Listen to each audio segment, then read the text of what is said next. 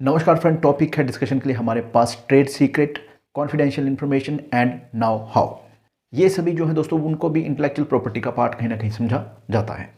और इन सबको आसानी से समझने के लिए एक उदाहरण या एक एग्जाम्पल लेते हैं। जैसे मान लीजिए कि आपकी एक कंपनी है जो कि बाजार में एक नया कोल्ड ड्रिंक लॉन्च करना चाहती है।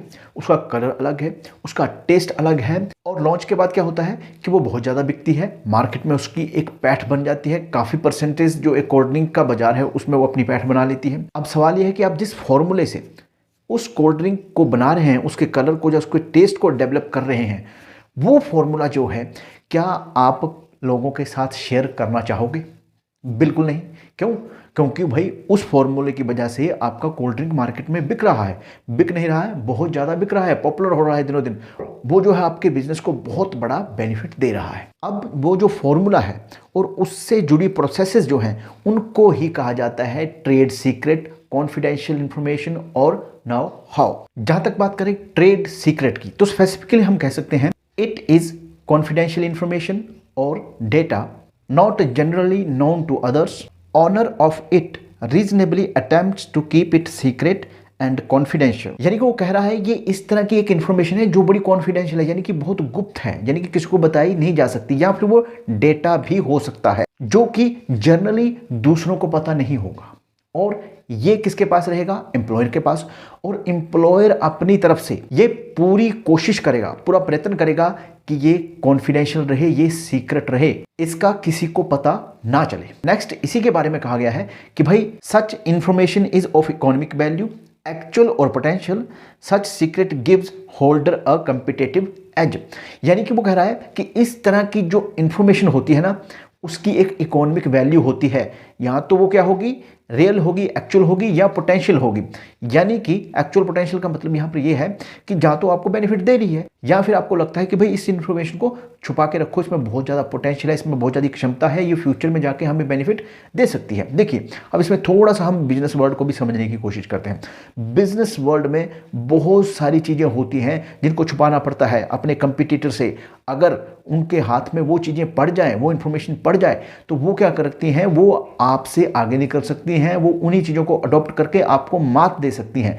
तो ये कहा जाता है कि भाई आप अपनी इंफॉर्मेशन को, अपने जो ट्रेड सीक्रेट्स हैं उनको संभाल के रखिए। क्योंकि मॉडर्न जो कंपनी वर्ड है या कमर्शियल वर्ड है, उसमें कहा गया है कि भाई जो इंफॉर्मेशन है वो नॉलेज है, वो इंफॉर्मेशन जो है वो पावर है, वो जो इंफॉर्मेशन है वही मनी है। यानी कि आप अपनी इंफॉर्मेशन को कितना सीक्रेट्स रख सकते हो, वो सब कुछ आप पर डिपेंड करता है, और वही आपका ट्रेड सीक्रेट हो जाता है। और इस तरह की चीज़ें जो हो नेशनल या राष्ट्रीय स्तर पर नहीं, वो अंतर्राष्ट्रीय स्तर पर भी बहुत ज़्यादा होती हैं। अब वो कहता है कि भाई इस तरह के ट्रेड सीक्रेट में इंक्लूड क्या हो सकता है? तो वो कह रहा है इसमें कोई मैन्युफैक्चरिंग प्रोसेस भी हो सकती है, इंडस्ट्रियल डिजाइन हो सकता है, प्रोडक्ट फॉर्मूलाज हो सकते हैं, सेल्स या एडवर्टीजमेंट की स्ट्रेटजी हो सकती है, डिस्ट्रीब्यूशन की स्ट्रेटजीज हो सकती हैं, कस्टमर की लिस्ट भी हो सकती है कि भाई एक कंपनी अपने प्रोडक्ट को डिस्ट्रीब्यूट कैसे करती है, उसकी क्या स्ट्रेटजी है भाई, ये उसका सीक्रेट हो सकता है। साथ में उसने कहा कि वो एडवर्टीजमेंट की स्ट्रेटजीज, कि एडवर्टीजमेंट कितनी देनी है, कब देनी है, किसको एम्प्लॉय करना है उसके लिए, इसमें मैन्युफैक्चरिंग की प्रोसेस भी हो सकती है।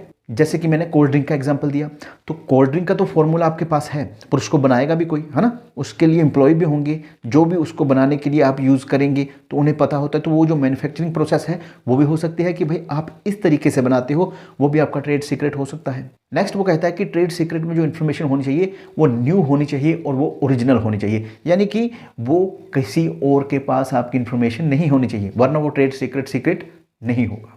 और साथ ही वो कहता है कि जो ट्रेड सीक्रेट है, जब तक आप इसको सीक्रेट रख सकते हैं तब तक ये आपके पास रहता है, इसका कोई टेन्योर या समय सीमा नहीं है। जैसे कि पेटेंट है, पेटेंट आप करवा लीजिए, वैलिडली उसको रजिस्टर करवा लीजिए, उसके बाद वो सिर्फ 20 साल तक आपके पास रहेगा, उसके बाद वो पब्लिक डोमेन में चला जाएगा। पर यहाँ पर वो कह रहा है कि ट्रेड सीक्रेट में ये बेनिफिट है कि जब तक आप उसको सीक्रेट रख सकते हैं तब तक वो आपके पास रहेगा, और अगर कहीं आपने इसको रिवील कर दिया, बता दिया, तो फिर ये ट्रेड सीक्रेट नहीं रह जाता है, क्योंकि तब ये जनता के बीच में आ जाएगा, यानी कि पब्लिक डोमेन में आ जाएगा, और कोई भी इसमें फिर अपनी ओनरशिप क्लेम नहीं कर सकता। ट्रेड सीक्रेट की प्रोटेक्शन जो है उसका एक और बेनिफिट है पेटेंट के मामलों में, जहां पर कि पेटेंट की एप्लीकेशन आपकी पेंडिंग होती है ना, और उस पर अभी निर्णय लिया जाना होता है। पर आपको ये डर होता है कि भाई मेरा जो पेटेंट है वो उतना ज़्यादा नोबल, उसमें आइडिया है कोई नहीं, और इसमें मुझे पेटेंट रजिस्ट्रेशन मिलने के चांसेस ना के बराबर हैं। तो उस सिचुएशन में अगर आपको पेटेंट नहीं मिलता है, इनकार दिया जाता है, और अगर आपको ट्रेड जो सीक्रेट है उसकी प्रोटेक्शन मिल जाती है, तो क्या होगा कि आपका जो भी फॉर्मूला होगा, जो भी तरीका होगा, वो सीक्रेट रहेगा। तो ये एक उसका बेनिफिट होता है। नेक्स्ट चलते हैं दोस्तों टर्म कॉन्फिडेंशियल इंफॉर्मेशन। जैसे कि मैंने आपको कहा था, एग्जांपल दिया था कोल्ड ड्रिंक का, तो ये उसी से ही जुड़ा हुआ है। उसकी एक पर्टिकुलर जो है वो इन्फॉर्मेशन होगी। जैसे कि मैंने कोल्ड ड्रिंक का एग्जांपल दिया आपको, तो कोल्ड ड्रिंक की कंपनीज जो है, जो कोको कोला है, उसका जो फॉर्मूला है वो किसी बैंक के वॉल्ट या तिजोरी में रखा हुआ है और उसकी किसी को भी एक्सेस नहीं है, यानी कि कोई भी उसको देख नहीं सकता है वगैरह। और उसका जो फॉर्मूला है वो बहुत ही कम 1 या 2 लोगों को पता होता है और उन पर भी कई तरह की रिस्ट्रिक्शन होती है। कोको कोला या किसी और कंपनी का ड्रिंक जो है उसको आज पियेंगे तो भी वही टेस्ट आएगा, 1 साल बाद पियेंगे तो भी वही टेस्ट आएगा। तो वो उनके फॉर्मूलेज हैं जो उन्होंने संभाल के रखे हुए हैं और वो कई सालों से जो सुरक्षित हैं। तो यहाँ पर कहने का मतलब ये था कि वो जो इंफॉर्मेशन है वॉल्ट में रखी हुई है, जो तिजोरी में रखी हुई है बैंक की, वो है कॉन्फिडेंशियल इंफॉर्मेशन। दूसरे शब्दों में कहें तो भाई ये एक ऐसी इंफॉर्मेशन है जो सिर्फ एम्प्लॉयर के पास है और एम्प्लॉयर जो है उसको प्रोटेक्ट करता है। इस इंफॉर्मेशन के बारे में जो आम जन है, जो जनरल लेमैन है, उसकी धारणा ये है कि ये जो इंफॉर्मेशन है ये सिर्फ एम्प्लॉयर की है एक्सक्लूसिवली, और वो जैसा चाहे इस इंफॉर्मेशन के साथ डील कर सकता है। थर्ड टर्म है दोस्तों नाउ हाउ। इस वर्ड का अगर हम जनरल डिक्शनरी में मीनिंग देखें तो वो कहा जाता है कि knowledge of how to do something and experience in doing it, यानी कि किसी चीज का नॉलेज होना कि भाई इसको कैसे किया जाए और उसको करते करते ही एक्सपीरियंस गेन किया जा सकता है। दूसरे शब्दों में हम इसको कह सकते हैं कि एक ऐसा प्रोडक्शन और डेवलपमेंट का यूनिट यहाँ पर एक्चुअल काम होता है। जैसे कि मैंने कोल्ड ड्रिंक का एग्जांपल आपको दिया कि भाई वो ट्रेड सीक्रेट है, किसका? एम्प्लॉयर का ट्रेड सीक्रेट है। उसकी इंफॉर्मेशन कहाँ है? वो तिजोरी या वॉल्ट में है, पर उसको बना भी तो रहा है कोई, उसमें एम्प्लॉय होंगे, उनको भी तो जानकारी होती है कि भाई इसको कैसे बनाना है, और वो उस काम को करते करते एक्सपर्ट बन चुके होते हैं। तो वो जो एक डिपार्टमेंट है, जब वो जो एटमॉस्फेयर है जहाँ पर चीज़ें एक्चुअली क्रिएट की जाती हैं, उसको कह रहा है कि वो नाउ हाउ की डेफिनेशन में आ जाती है। और जो भी एम्प्लॉय इस काम में जुड़े होते हैं उन पर भी कई तरह की कंडीशन और रेस्ट्रिक्शन होती हैं कि भाई आप इस प्रोसेस को कहीं और नहीं बताओगे, या आप इतने साल कहीं और काम नहीं कर सकते, अगर आप करोगे तो हमारे पास राइट होगा कि हम आपको रोक सकते हैं। इस तरह की और कई प्रोविजन जो है कॉन्ट्रैक्ट में, उनके जो कॉन्ट्रैक्ट होता है एम्प्लॉयमेंट का, उसमें होती हैं। धन्यवाद।